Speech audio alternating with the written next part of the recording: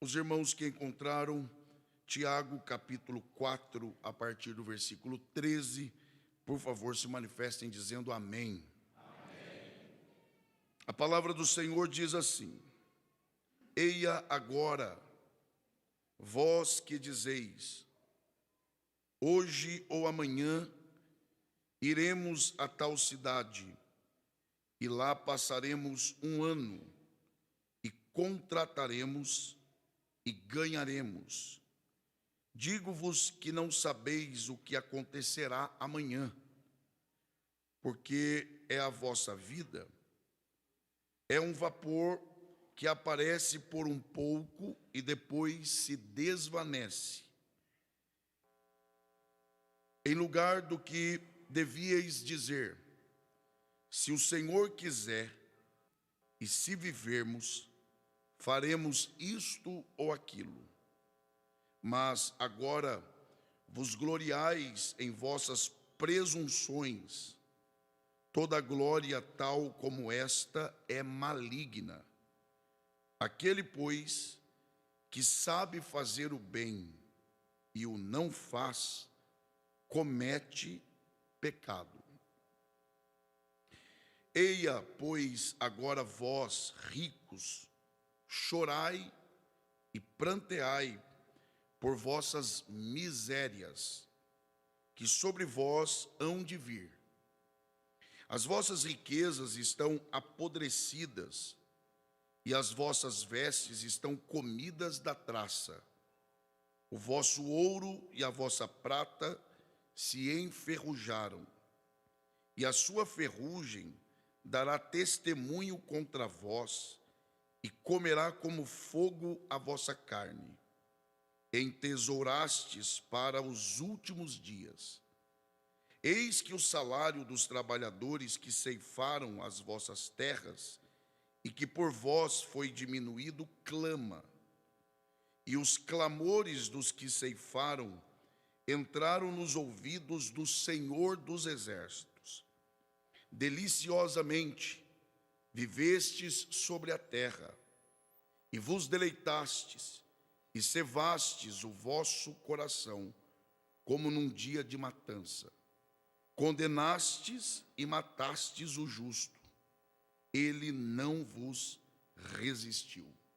E os que podem, digam amém. Eu não sei os irmãos, mas cada vez que eu leio a carta de Tiago, eu fico impressionado com algumas questões que envolvem esta carta. Sobretudo, a forma direta, a forma objetiva e clara, e sem rodeios, que Tiago, ele trata de assuntos que são não só fundamentais, mas assuntos que são relacionados à vida prática. Os irmãos que têm acompanhado durante esse período que estamos estudando esta carta, devem estar percebendo, como nós temos tentado enfatizar, que esta é uma carta do dia a dia. Esta é uma carta por meio da qual o Senhor, inspirando a Tiago, ele trata conosco a respeito de questões corriqueiras do dia a dia. E na semana passada nós encerramos a nossa meditação tratando basicamente, ou concluindo aquela parte em que nós falamos sobre aqueles que fecham a porta para Deus e fatalmente abrem a porta para o mundo, para a carnalidade, ou, em contraste a isto, aqueles que fecham a porta para o mundo e para a carnalidade e, consequentemente, abrem, então, a porta para Deus. É dentro desse contexto de ou eu abro as portas para Deus, ou abro as portas para o mundo, que Tiago agora, a partir do versículo 13 até o versículo 17, que encerra o capítulo 4 da sua carta, ele vai tratar não só da porta aberta para Deus, como agora ele vai falar da presença de Deus. Então, até o versículo 16, compreendendo aí do versículo 10 até o versículo 16, Tiago, ele trata amplamente sobre esse aspecto do abrir a porta para Deus ou não. E agora, a partir do versículo 13, para os que decidiram abrir a porta para Deus, ele então vai tratar sobre a presença de Deus.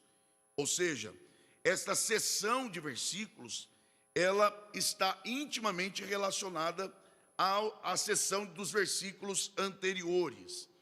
Agora, é importante que se destaque que, quando Tiago escreve esta carta, ele também está considerando aqueles irmãos judeus dispersos, que haviam se dispersado por diversas partes do mundo da época, e que agora se instalaram em cidades do Império Romano.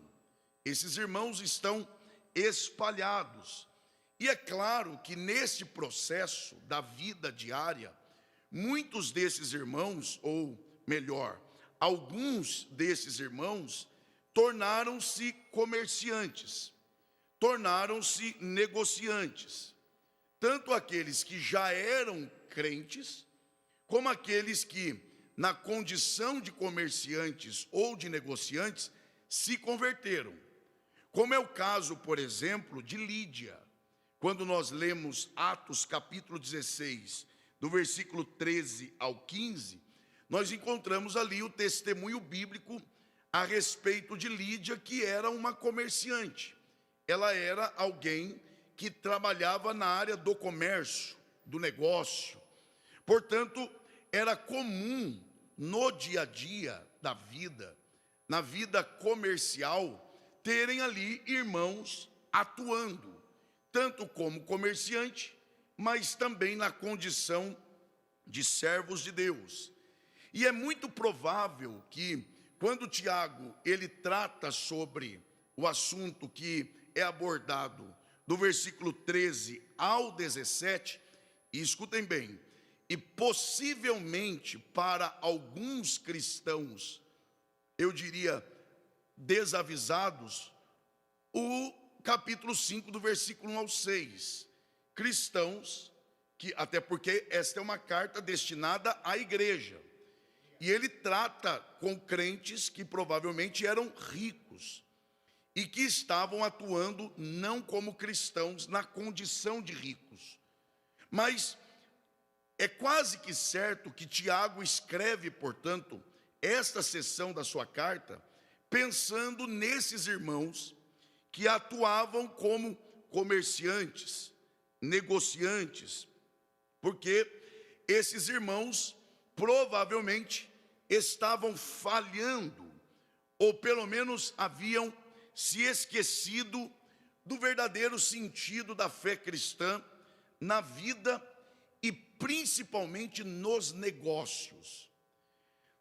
O que me parece que Tiago, ele tem a percepção de que é quase que natural de pessoas que servem ao Senhor, de no processo de negociar, trabalhar, ser um comerciante, ser um empresário, ser alguém bem-sucedido, é quase que natural essa pessoa ser tentada a se esquecer dos princípios cristãos, não em aspectos, por exemplo, só moral, mas principalmente no que diz respeito aos seus negócios.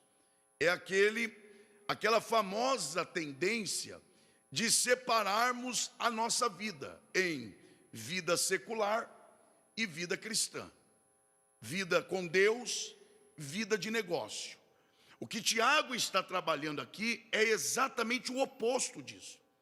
Tiago está, sob a inspiração do Espírito Santo, orientando, advertindo e também de certa forma, evocando a consciência cristã desses irmãos, de que o Senhor também os chamara para serem cristãos, não só no ambiente de trabalho, mas também nos princípios éticos do exercício da sua profissão. Porque não é só como eu me comporto no ambiente, é também quais são os valores éticos que regem as minhas decisões. Quando eu tenho uma decisão no meu ambiente de trabalho, quais são os valores éticos que eu utilizo? O que é que normatiza? O que é que determina a maneira pela qual eu tomo aquela decisão? Então, Tiago está claramente tratando diretamente com estes irmãos. E a estas pessoas, Tiago recomenda o seguinte: reconheçam a realidade de Deus.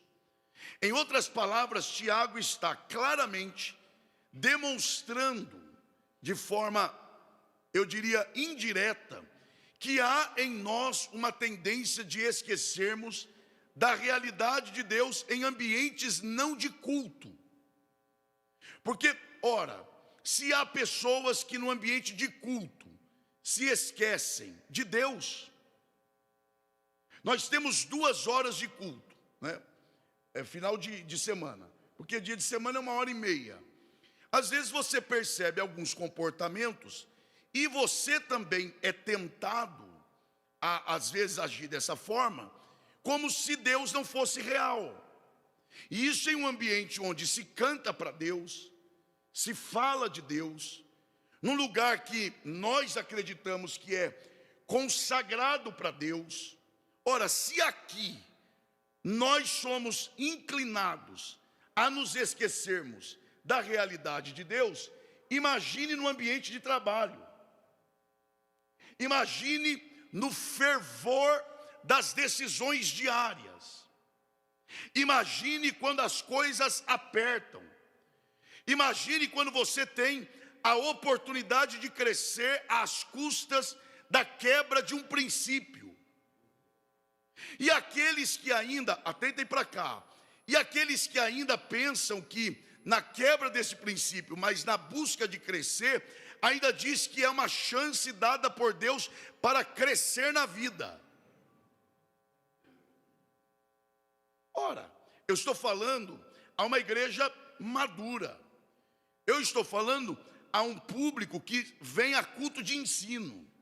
Ora, se no ambiente de culto nós temos que nos cuidar para não fazermos mal aos outros na busca de alcançarmos um espaço melhor na igreja, imagine no ambiente de trabalho. Então o que Tiago está propondo aqui, originalmente àqueles irmãos, e agora a nós é: não se esqueçam que Deus é real. Não se esqueçam que não só é real, como Ele está lá. Ou seja, ninguém trabalha na ausência de Deus. Enquanto eu executo o meu serviço, Deus está lá. Eu percebendo ou não, eu querendo ou não, eu aceitando ou não, Ele está olhando, Ele está presente.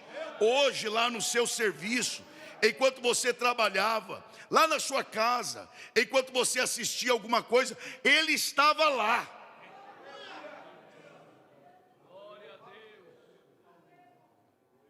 O que a gente vê, Ele vê. O que a gente fala, Ele ouve. O que a gente assiste, fatalmente, Ele também vê. É isso que Tiago está propondo no encerramento desse capítulo. Reconheçam a realidade de Deus. E aí do versículo 13 ao 15, ele começa falando a respeito daqueles que ignoram a Deus, que vivem como se Deus ele não existisse, como se Deus não estivesse presente. E ele começa o versículo 13 dizendo o seguinte: eia agora. A expressão eia agora é o mesmo que a vocês, ou ainda ai de vocês. Por que ele usa a expressão eia agora, a vocês, ou ai de vocês? Porque na verdade ele está tratando de um pecado quase, repito, quase que imperceptível. Ai de vocês que dizem. É lógico que ninguém diz, aliás, pode ser que sim, mas é praticamente impossível alguém dizer: eu vou amanhã a tal cidade, lá passaremos um ano, contrataremos e ganharemos. Ninguém acrescenta aqui dizendo: e eu não estou nem aí para o que Deus pensa. Não, ninguém vai dizer isso. Mas a proposta aqui é: ai de vocês que não só dizem o que vão fazer, como agem como se Deus não existisse. O que ele está dizendo aqui é o pecado desses irmãos. E lembre-se, ele não está falando a ímpios, pelo menos não no nome.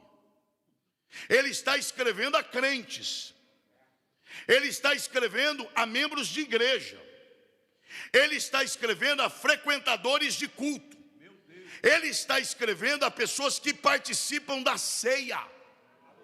E é como se ele dissesse: o pecado desses homens não está em não planejar o futuro, mas em não incluir Deus nele. Eles planejam o futuro. Eles dizem: eu vou amanhã fazer isso, depois de amanhã aquilo. A minha vida é projetada por etapas. A minha vida é projetada para eu casar em tal tempo, depois ter filhos. Ok, o problema não é a falta de planejamento. Existe planejamento dessas pessoas. Essas pessoas programam os seus dias. Essas pessoas programam as suas semanas. Essas pessoas programam as suas férias. Essas pessoas programam a sua vida. Elas só esquecem de uma coisa: colocar Deus nos seus planos. Crentes. E aí aqui, lembram que na primeira vez, ou na primeira quarta-feira que abrimos esta carta, uma das ênfases que eu tentei dar aqui é de que Tiago, de todas as epístolas, é o que mais se aproxima da linguagem de Jesus. Por exemplo, coloque aí rapidamente Lucas capítulo 12, versículo 19. Ele está lembrando disso aqui. E direi à minha alma: alma, tens em depósito muitos bens para muitos anos. Meus anos estão garantidos. Descansa, come, bebe e folga. Só esqueceu que vai morrer. Só esqueceu que a vida aqui acaba. Aqui. Mas segue-se o juízo. Então Tiago está advertindo esses irmãos. Provavelmente irmãos que trabalham no dia a dia, no fervo da coisa, nas negociações, nas conversas em busca de interesses pessoais. Homens e mulheres que têm seus planejamentos, mas que deixam Deus de fora. A notícia que Tiago dá é: mesmo quando você não inclui Deus, Ele ainda está lá. Nem que seja para ser ignorado, mas Ele está lá. Quem escapa dele? Quem escapa da realidade de Deus? Nem que seja para ser ignorado, Ele está lá. Ou para ser honrado, ou para ser desonrado. Ou para ser lembrado, ou para ser esquecido. Mas Ele está presente. Ou seja, ele já não vinha tratando sobre vida cristã, o que é vida cristã, como um cristão deve se comportar, como um cristão deve se portar diante das diferentes áreas da vida. Ora, se as nossas vidas são constantemente submetidas a Ele, como a gente diz no culto, como a gente diz nos hinos, então vamos procurar o conselho de Deus. Ou seja, porque mesmo que nós não submetamos os nossos planos de Deus de forma voluntária, ainda teremos que reconhecer que inevitavelmente a nossa vida está na mão de Deus. Agora, preste atenção aqui. A minha vida na mão de Deus pode ter dois sentidos. Ela tem o sentido primeiro de eu entregar a minha vida para Deus fazer dela o que quiser, ou apenas ter a vida na mão dele para ele dizer quanto tempo eu ainda vou viver. Mas a minha vida, por mais que eu não queira, ou ainda que eu não queira, melhor, ainda que eu não queira ou não venha querer, a minha vida está na mão de Deus, nem que seja para ele determinar até quando eu vou viver. É isso que Tiago está tratando. Porque, olha o que ele diz, olha que isso é verdade. Olha o versículo 14. Digo-vos que não sabeis o que acontecerá amanhã.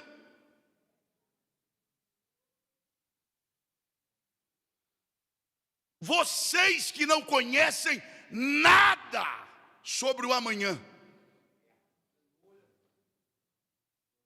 Quem aqui pode garantir alguma coisa do amanhã? Qual é o seu plano para amanhã? Eu já tenho o meu. Eu já tenho ideia de que hora eu vou acordar, o que é que eu vou fazer primeiro, depois o que eu vou fazer, o que eu pretendo fazer durante o dia. Agora, quem é que tem a garantia de que isso vai acontecer como eu planejei? Quem tem? Vocês que não têm o controle de... É isso que Tiago está dizendo. Vocês que não têm o controle de absolutamente nada. Inconsequentes. Vocês não têm o controle nem do dia que nasceu.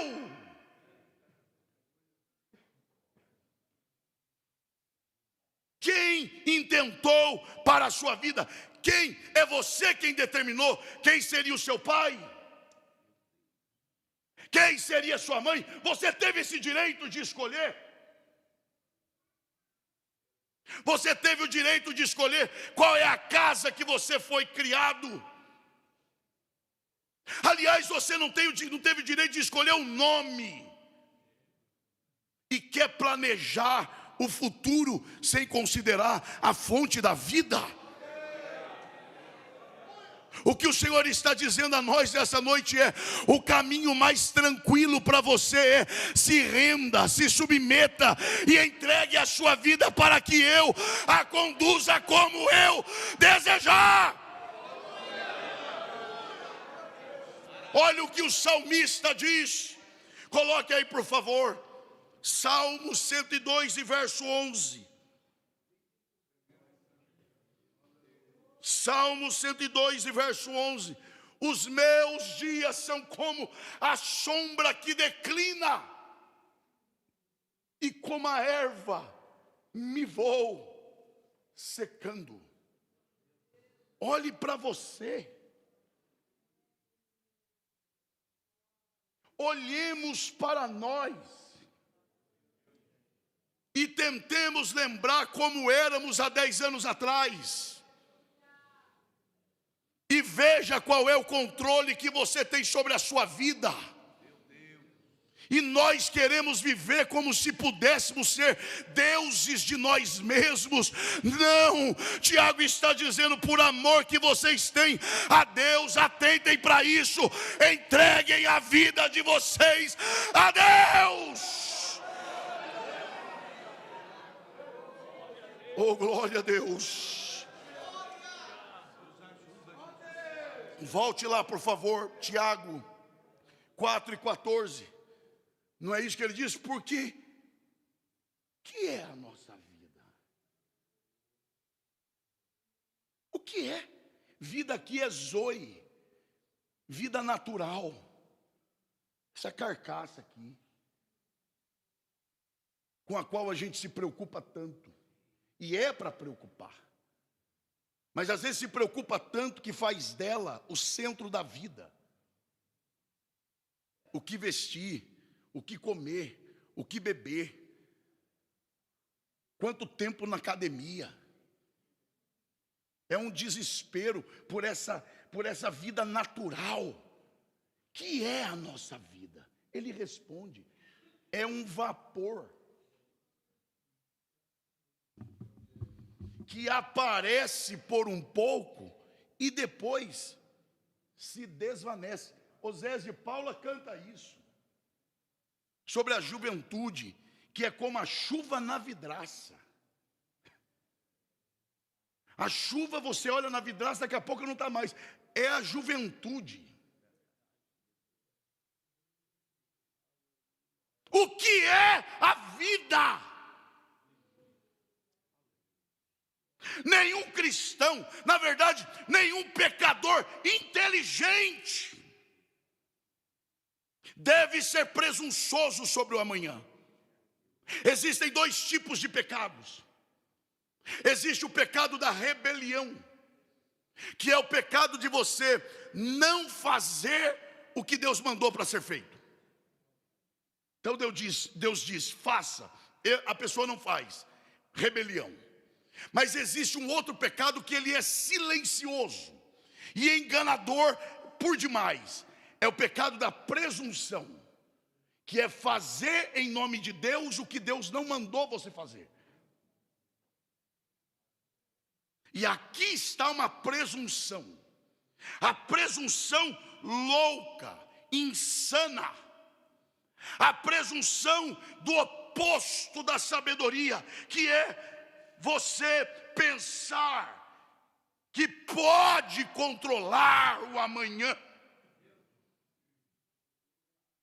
Na verdade, um crente que de fato reconhece quem ele é e quem Deus é, ele sempre terá a seguinte atitude: se o Senhor quiser, e se vivermos, faremos isto ou aquilo.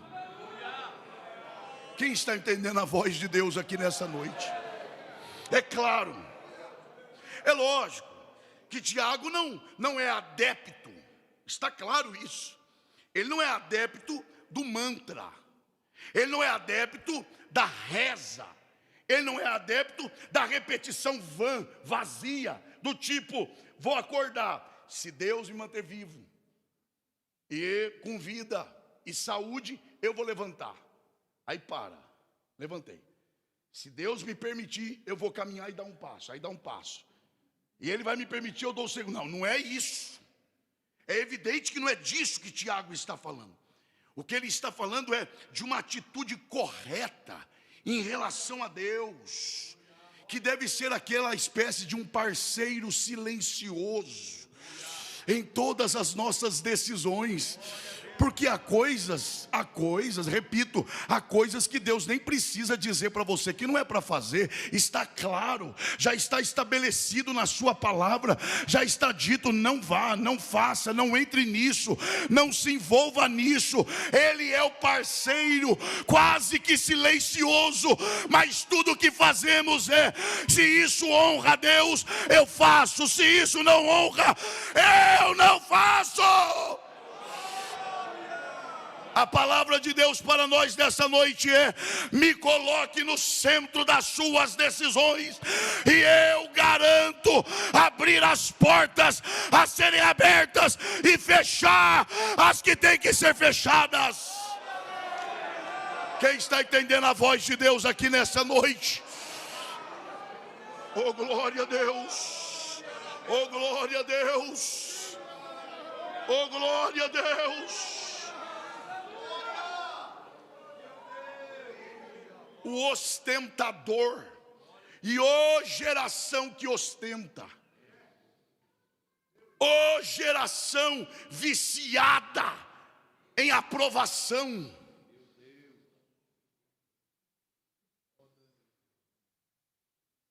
Eu me policio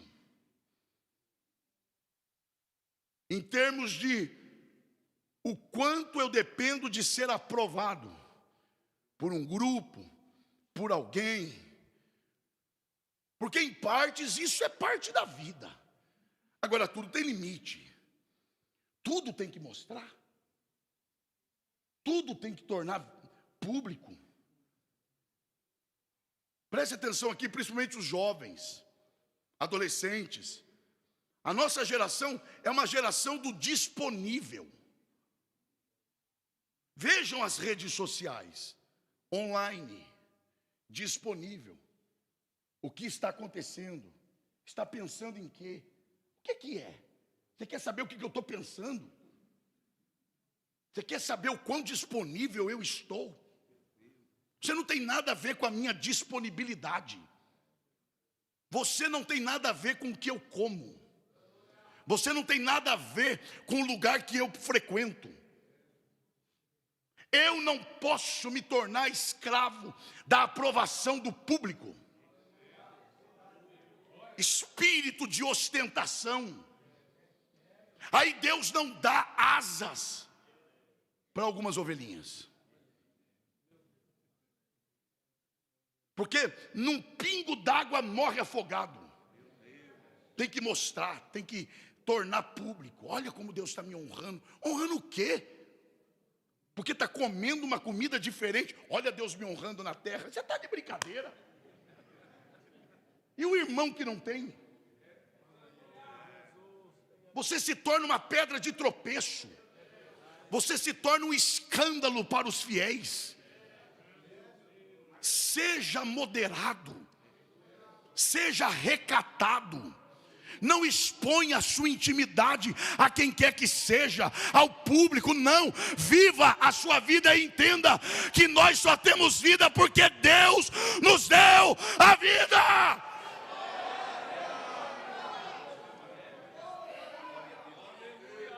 Tanto a minha vida como as minhas ações são determinadas por Deus.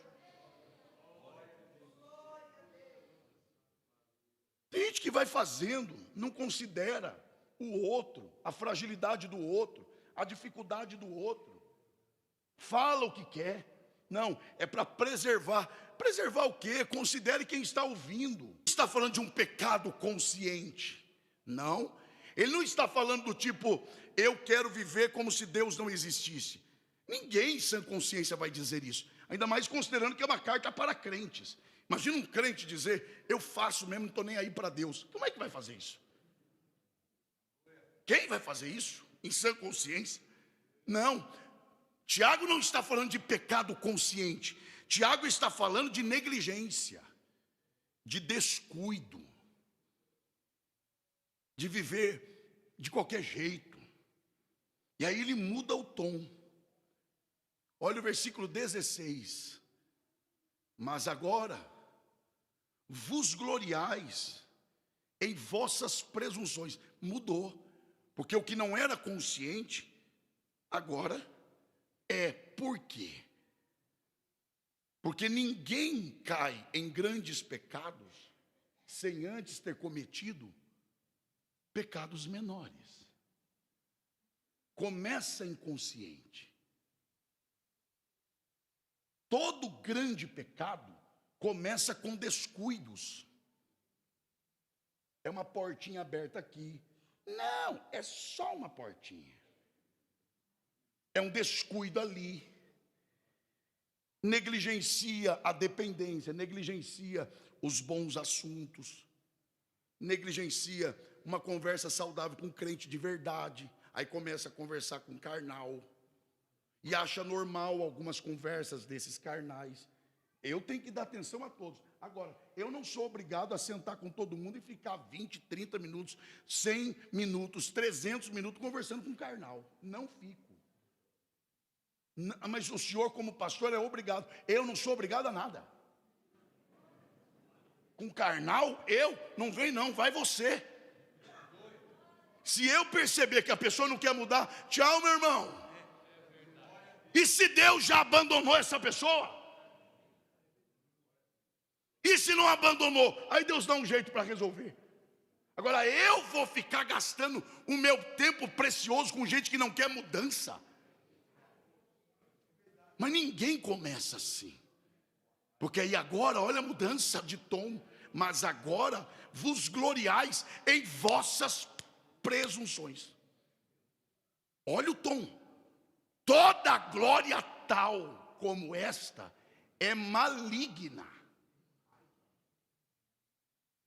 Do descuido à malignidade, da negligência à maldade, à presunção. Ou seja, ele está dizendo, vocês precisam incluir Deus nos seus planos. Porém, os fatos estão mostrando o que vocês estão fazendo, e vocês estão, de certa forma, tendo um certo prazer na autossuficiência. O que era imperceptível já gerou prazer.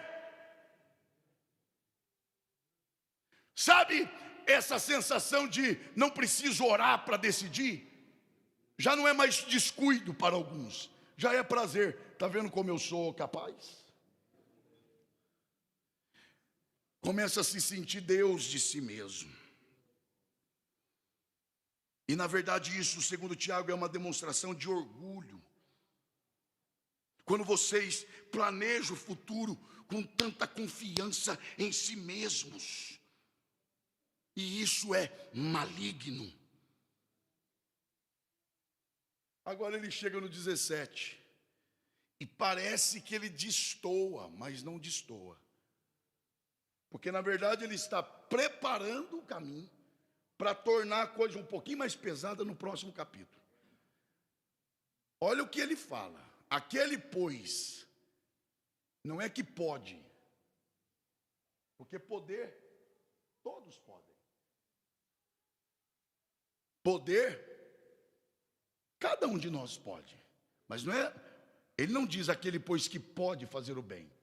Ele diz aquele, pois, que sabe fazer o bem e o não faz, comete pecado. Quanto nós sabemos fazer o bem? Como é que eu vou saber fazer o bem aos outros se eu faço mal a mim mesmo, vivendo como se Deus não existisse? Como eu vou ser capaz de querer o bem do outro, se nem o meu bem eu cuido direito, porque vivo como se eu fosse o Deus de mim mesmo?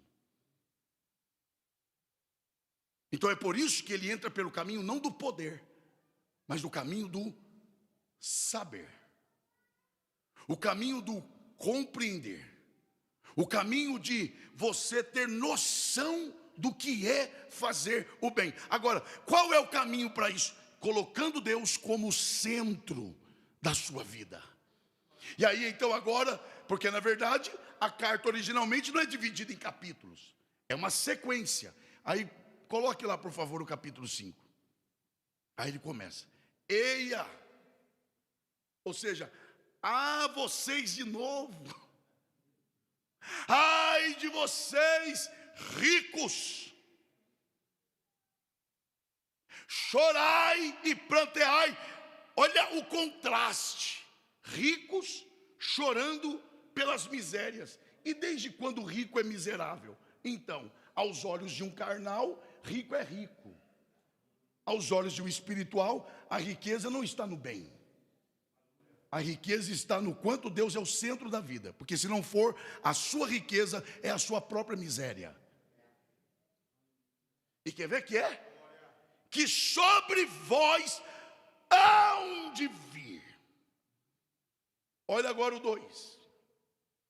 As vossas riquezas estão apodrecidas. Aí alguém diz assim, não, mas a riqueza do fulano não está apodrecida, pelo contrário, só aumenta. Espera um pouco que ele vai tratar disso. E as vossas vestes estão comidas da traça. Não, olha como essa pessoa se veste, não tem nada comido de traça. Então, olhos carnais. Mas olha agora o 3. O vosso ouro e a vossa prata se enferrujaram. Não, pastor, ela está inteira. Para quem? Aos olhos de quem? E a sua ferrugem, olha isso, dará testemunho contra vós, e comerá como fogo a vossa. Agora, para mim, essa parte é uma das partes mais fortes da Bíblia. Entesourastes para os últimos dias. Ou seja, aquilo que para ele é glória, na verdade é o acúmulo de motivos pelos quais ele pagará diante de Deus. Aquilo que é alimentado pela vaidade humana, aos olhos do carnal é glória, mas aos olhos de Deus é acúmulo do motivo pelo qual eu trarei justiça contra vocês. Olhe para os poderosos da terra. Todo dia se falam deles. Todo dia é o nome deles falando, vai ter guerra, não vai ter guerra. Aí brincam com a terceira guerra mundial. O outro brinca porque não quer. Eu é que determino se vai ter. Para eles isso é glória. Para eles isso é amontoando poder. Mas na verdade, se não se converterem e não colocarem Deus no centro, isso na verdade é acúmulo para o dia que está por chegar do juízo de Deus. Agora, nós temos que estar prontos a ouvir isso e nos alegrarmos por sabermos que nós servimos um Deus que tem o controle da história na mão e nada lhe foge ao controle. Eu preciso encerrar. Olha o 4. Eis que o salário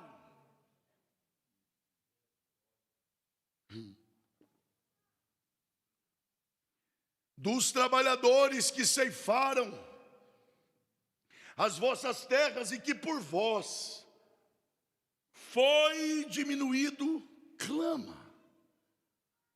E os clamores dos que ceifaram entraram nos ouvidos do Senhor dos Exércitos. Eu vou dizer um negócio sério aqui. Isso aqui não é pauta da esquerda. Isso aqui não é pauta de Lula. Isso aqui não é pauta de Marx. Isso aqui foi sequestrado. Justiça social não é pauta política. Justiça social não é de Lula, não é de Bolsonaro. Justiça social não é de PT, não é de PL. Justiça social é uma questão de agenda divina.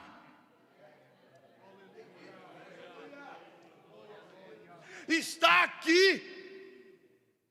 E o senhor não tem medo de defender essa pauta e acharem que o senhor é de esquerda. Eu, medo de falar o que está na Bíblia, eu já estou dizendo que não é deles.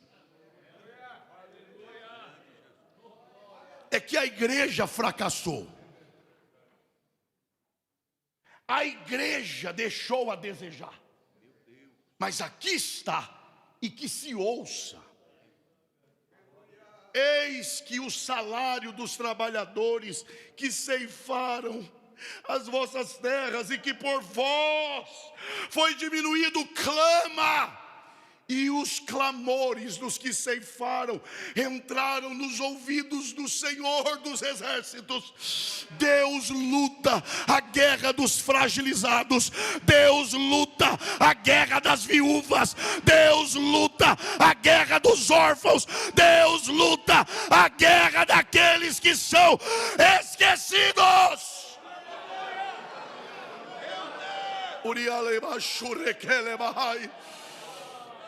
Olhe para os profetas. Jeremias era de esquerda. Que desgraça é essa? Ezequiel era de esquerda. Abacuque era do PC do B. Nem do PP. Abacuque era do céu. Até quando, Senhor? O ímpio vencerá o justo. Até quando, Senhor? O rico ficará mais rico e o pobre mais pobre. Até quando? Até quando? Até você entender que o problema não está no governo, o problema não está no palácio, o problema está na minha obra, na minha casa, no meu templo. Quando a igreja se afastou do seu propósito, mas faça o seguinte: clama, aviva, aviva, aviva. Desperta, igreja!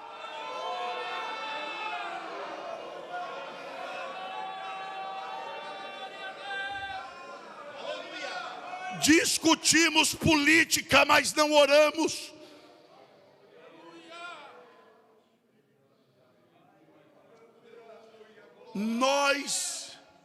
Eu vou dizer em alto e bom som, nós sofremos o país que sofremos pela igreja que vivemos.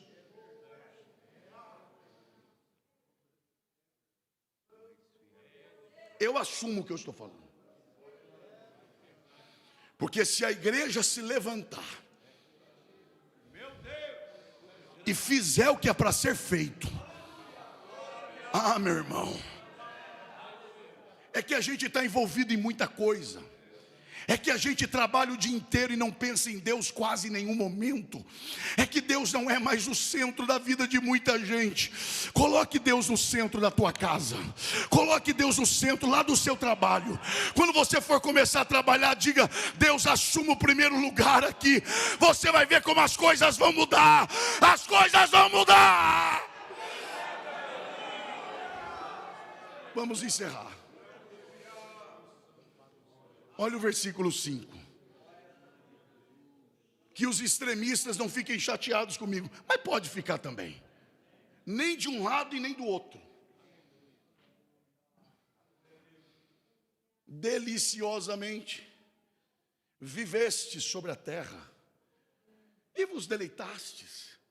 Fazem o que querem, pisam nas pessoas, usam as pessoas, usam do seu lugar, da sua riqueza, da sua falsa riqueza, para destruir pessoas, destruir famílias, destruir lares, destruir sonhos. E isso, vão vivendo deliciosamente. Vivam sobre a terra, deleita-te. Agora, vocês não sabem, vocês estão cavando o próprio coração. Que linguagem é essa? Como no dia de matança. Aí ele abre. Olha o 6. Condenastes. Poderosos. A caneta está na minha mão. Vai, assina, decreta, mata, condena, sentencia. Vai! Mata o justo, porque eles não podem te resistir. Só que não acaba aqui. Eu vou só ler o 7. Sede, pois, irmãos, não é de partido, não. Isso é uma loucura, insanidade. Sede, pois, irmãos, pacientes até a vinda do Senhor. Eis que o lavrador espera o precioso fruto da terra, aguardando-o com paciência até que receba a chuva temporã e serôdia. Oh, glória a Deus! A carta de Tiago não termina com a injustiça, mas termina com a igreja olhando para cima e dizendo: Ele vem, Ele vem, não vai ficar desse jeito. A coisa não vai terminar desse jeito. Gaza não vai continuar sendo dizimada, não vai. A Ucrânia não vai continuar sendo dizimada, não vai, não vai, porque Ele vem aí, Ele vem aí. A igreja não pode se render a estas coisas. Nós não somos daqui. Nós não somos da terra. Olhe para cima. Não para a direita, nem para a esquerda. Olhem para cima.